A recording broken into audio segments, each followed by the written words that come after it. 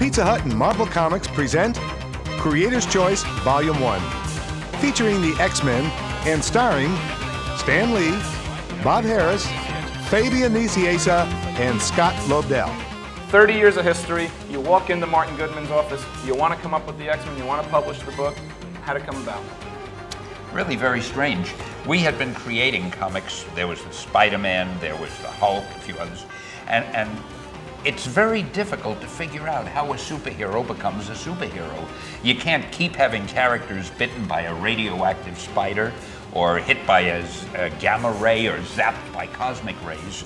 Then it occurred to me there are such things as mutants. Well, if you could say, and we have, I think, 3 of them right here.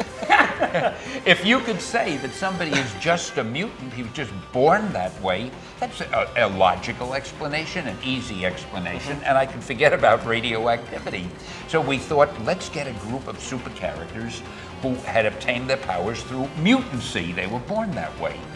And it just made life so easy, and we were able to get this big team going. Tell you a funny thing about that, though. When I first suggested it, I wanted to call the group the Mutants.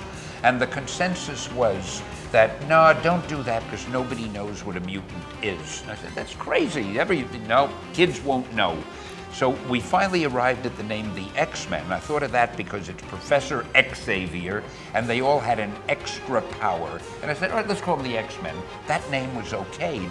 And then it occurred to me, if they don't know what a mutant is, how is anybody going to know what an X-Man is? But I didn't say anything about it. I was glad we had a title, and the rest is history. Stan, do you remember how you came up with? You and Jack came up with some of the original powers and you guys were working on this stuff? Well, the powers are always the toughest things to think about because you always want something different. I remembered we had a character called the Human Torch who was very popular, and he was a guy, I mean, it's an everyday occurrence, he could burst in flame and fly. So it occurred to me, why not do the opposite? So that was Iceman, who turned into ice and he used the power of cold. Then it occurred to me, everybody has always wanted to fly. Well, in comics, superheroes usually, like Superman, he just flies. You don't quite know what propels him. I never figured that out. But I thought, wouldn't it be fun to have a reason for it? So then we did the Angel, who is now the Archangel. Right. And he just had wings. I loved the way his wings wrapped around him, and he would then wear a suit over them, and nobody knew that he was the Angel. But anyway, he was able to fly. Then it occurred to me that somebody using the power of his eyes would be fun. And of course, we try to make all of our super characters vulnerable or a little tragic in some way. So he was really cursed with this because he had to wear these dark glasses, and if ever he didn't wear, I'm sorry. I'm safe. I've been meaning to do this. So even though it was a blessing, it was a curse. And who were the others? Marvel Girl, that was pretty obvious. She'd use mental powers. And Beast. And the Beast I loved very much because I wanted to go against type with him.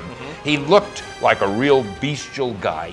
So I tried to make him the most articulate and the most erudite of all of them, you know.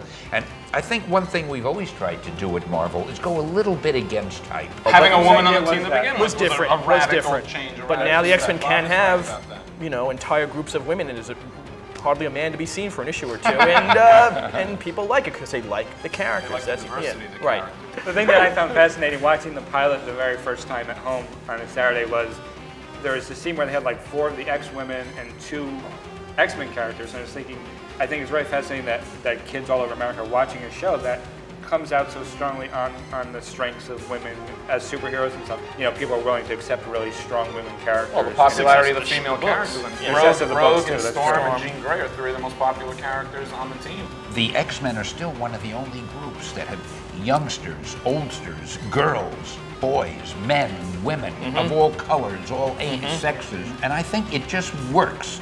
It wasn't planned that carefully at the beginning, but mainly thanks to guys like you who took it up later on and have made it so much better than it was when it began.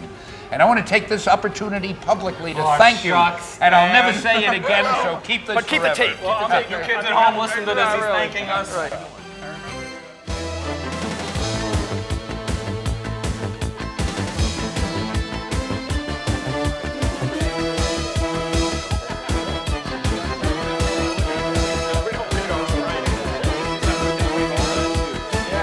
Hey, I have a feeling this is about the X-Men. You think so? I'm very good at deducing.